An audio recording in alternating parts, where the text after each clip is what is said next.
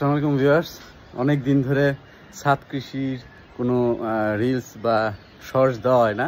তো আমরা আজকে আমার যে ছাদে গাছগুলো আছে সেগুলোর সাথে আজকে আপনাদের একটু ধারণা দিয়ে দিই যে কি অবস্থায় আছে বর্তমানে। চলে, এই হচ্ছে আমার পেঁপে গাছ। পেঁপে নিয়ে অনেক এক্সপেরিমেন্ট ছিল, পরবর্তীতে কোনো পেঁপে হয় না, পেঁপে ছেলে পেঁপে গাছ হয়ে যায়।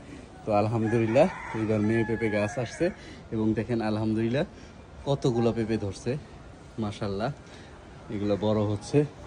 তারপরে এদিকে আমাদের পেয়ারা গাছ, এবং পেয়ারা গাছে অনেক পেয়ারা খাওয়া হয়েছে এবং এখন প্রসেসিংয়ে আছে পেয়ারাগুলা।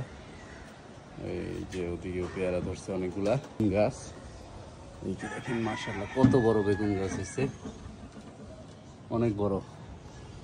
এই যে এদিকে প্রায় পুঁই শাকগুলা কিন্তু অনেক বড় হয়ে গেছে।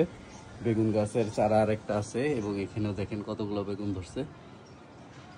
আর আরেকটা সবচেয়ে বড় ভালো খবর হচ্ছে এই যে আমাদের ডালিম গাছ, এবং ডালিম গাছে একটা ডালিম ধরে গেছে মাশাল্লাহ অলরেডি। তো এই হচ্ছে প্রসেস চলছে। সিম গাছে পর্যাপ্ত পরিমাণে সিম আসে এবং সিম অনেক খাওয়া হয়েছে, ওই ছবিগুলো তোলা হয় নাই।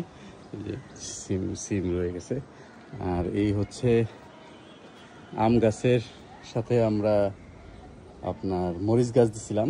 তো মরিচ গাছগুলো পেকে গেছে, প্রচুর মরিচ আসছিল, এখন খাইতে খাইতে এগুলো সব, এরপরে যেগুলো রয়ে গেছে এগুলো সব পাকা, অলরেডি সব পেকে গেছে মরিচ গাছে। তো এই হচ্ছে ছাদ বাগানের বর্তমান অবস্থা। অনেক কিছুতেই আছে, যেমন এটা এখনো ফলন আসে নাই লেবু গাছটাতে, আর ছোট ছোট বেগুন গাছ আছে, মেহেদি গাছ। তো এই হচ্ছে অবস্থা। তো ভালো থাকেন, খুদা হাফেজ।